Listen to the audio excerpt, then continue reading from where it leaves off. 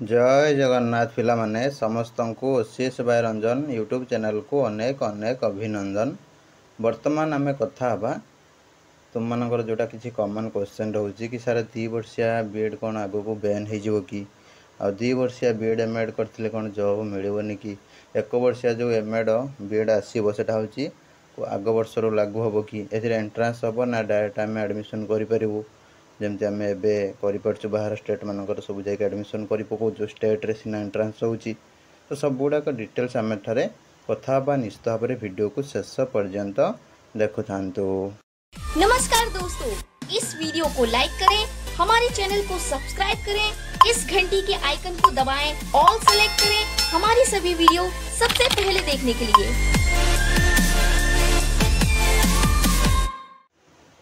देखो पिला माने तुम्हारा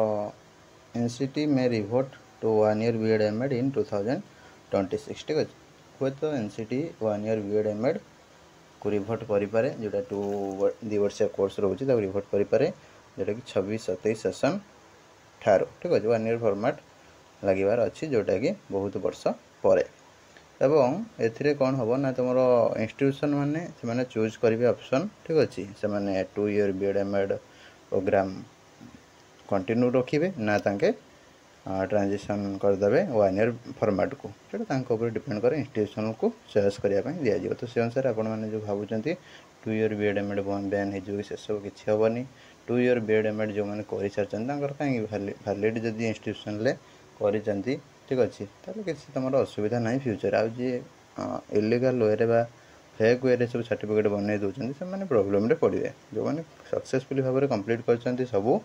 तुम इक्वालेंसी तुम अच्छी तुम आफिलिएशन रही ठीक अच्छे कंटिन्यूएशन रही तुम एनसीटी अप्रूव्ड रही सब गुड़ा ठीक ठाक अच्छे तार किसी असुविधा ना गला तापर तुम कोर्स सक्सेसफुली भाव में कंप्लीट कर सर्टिफिकेट सब आसी एग्जाम भी देती किसी असुविधा ना आज एमती खाली किसी एग्जाम न जामती सर्टिफिकेट कौट पाई जाए बन से मानक असुविधा हम जहाँ भी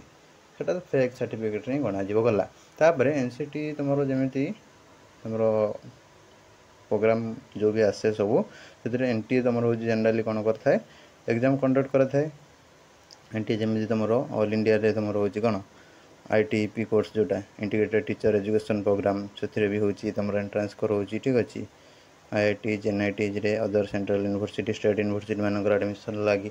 तो सेमती ए भी तुम बीएड एमएड एंट्रांस कराऊँ कि स्टेट गवर्नमेंट भी एंट्रांस कराऊँ ठीक अच्छे तो से अनुसार कौन हम ना से भी जहाँ आसो से गोटे ऑल तुम गोटे एप्टीट्यूड टेस्ट आ सब्जेक्ट स्टैंडर्डाइज सब्जेक्ट टेस्ट जोड़ा जहाँ भी हम एडमिशन रिगार्डिंग ठीक अच्छे जोटा कि आम एनटीए कंडक्ट कर सारा भारत में एनटी ही एग्जाम कंडक्ट कर ठीक अच्छे तो यहाँ भी गोटे अपडेट रोचे तो से अनुसार आप